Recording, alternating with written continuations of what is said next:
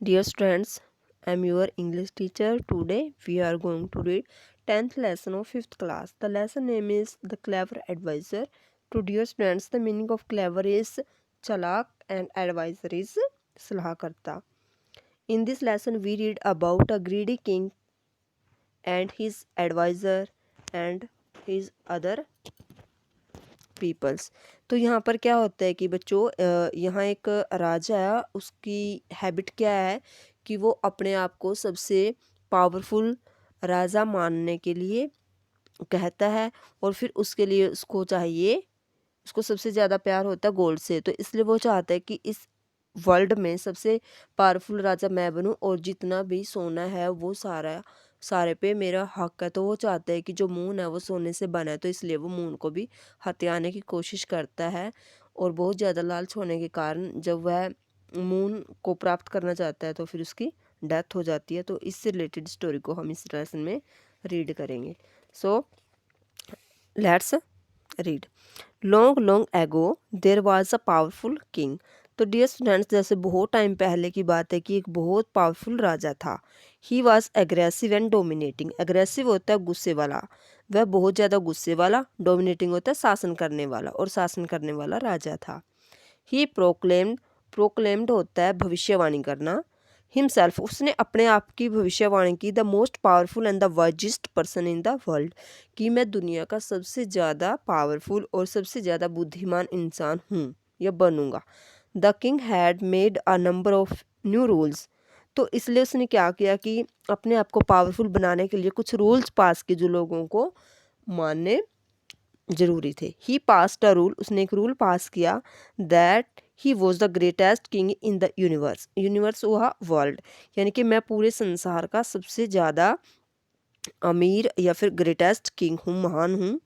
He orders that all the gold in the universe should belong to him.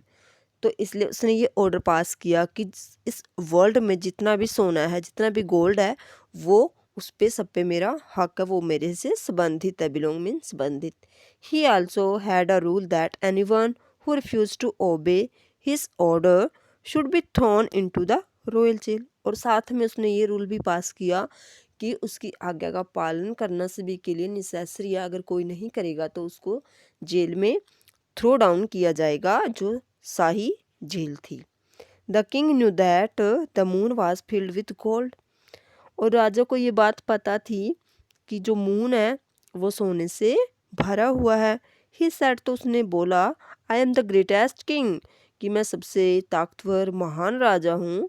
And all the gold in the universe belongs to me. और बच्चों यहाँ पर वो कहते हैं कि मैं सबसे महान राजा हूँ, तो इसलिए जितना भी सोना उस पे सारे पे मेरा ही हक है।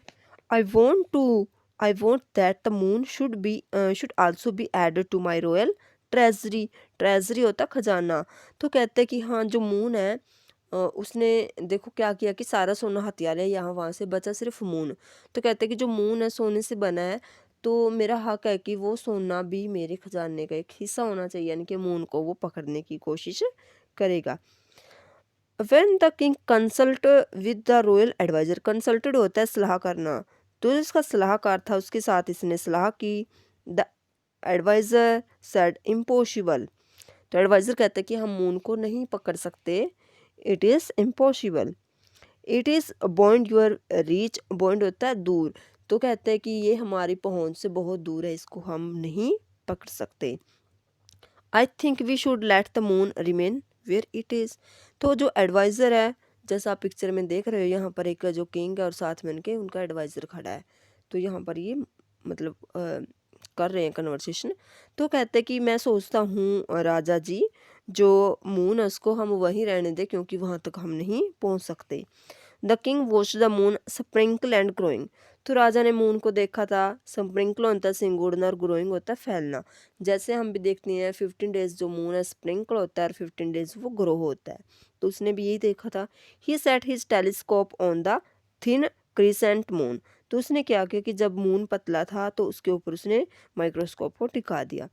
Someone must have reached the moon. वो कहते हैं कोई ना कोई तो मून पे पहुंच सकता है। थॉट द किंग, तो किंग ने सोचा, not only has that fellow reached the moon, he is also stealing my gold. अगर कोई और पहुंच गया तो वो मेरा जो सोना उसको चोरी कर लेगा। Almost all the gold is gone. तो कहते हैं कि सारा सोना वहाँ से चला जाएगा। If I catch that thief, अगर मैं उस चोर को पकड़ता हूँ, the moon will grow bigger and bigger. क्योंकि इसको ये लगा कि जो सोने का भरा हुआ चांद है जब सिकुड़ रहा है तो कोई उसका सोना वहाँ से चुरा रहा है। तो ऐसा हो गया तो एक दिन वो चांद है जो ख़त्म हो जाएगा। इससे अच्छा होगा कि मैं ऊपर पहुँचूँ और उस चोर को पकड़ लूँ, और फिर जो मून है वो बड़ा ही बड़ा होता जाएगा।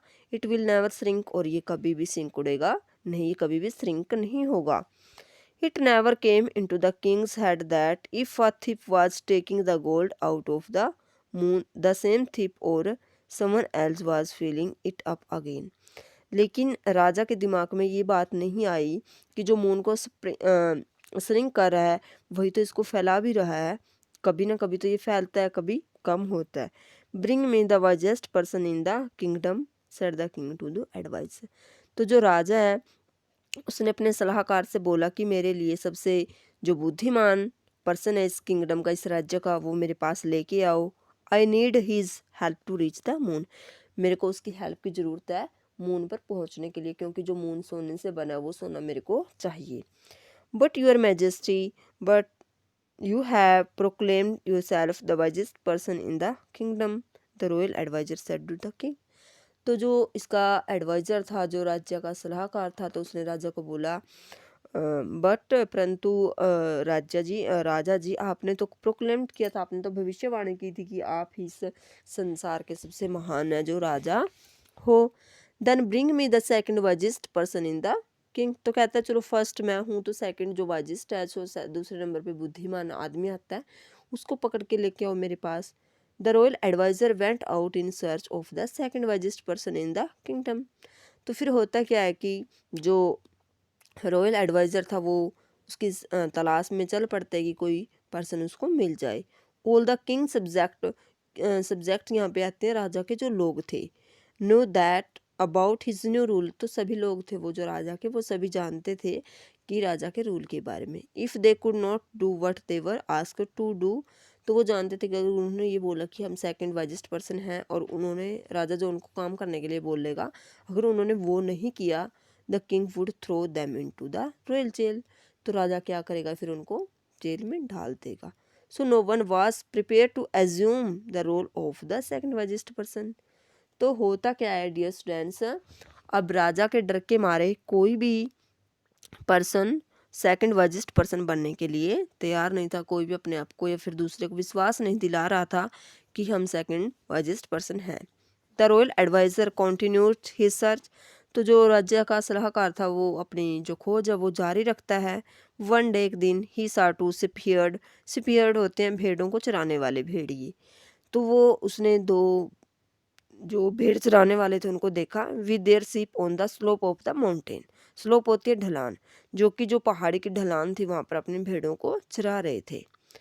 Good day greeted the royal advisor. जो रॉयल एडवाइज़र था उन्होंने ग्रीटेड किया, उनका स्वागत किया। तो बोला अच्छा दिन, I am looking for the second wisest person in the kingdom. तो कहते हैं कि मैं इस राज्य का जो सेकंड वाइजेस्ट पर्सन है उसको ढूंढ रहा हूँ। One of the shepherd pointing to the second sheep herder said.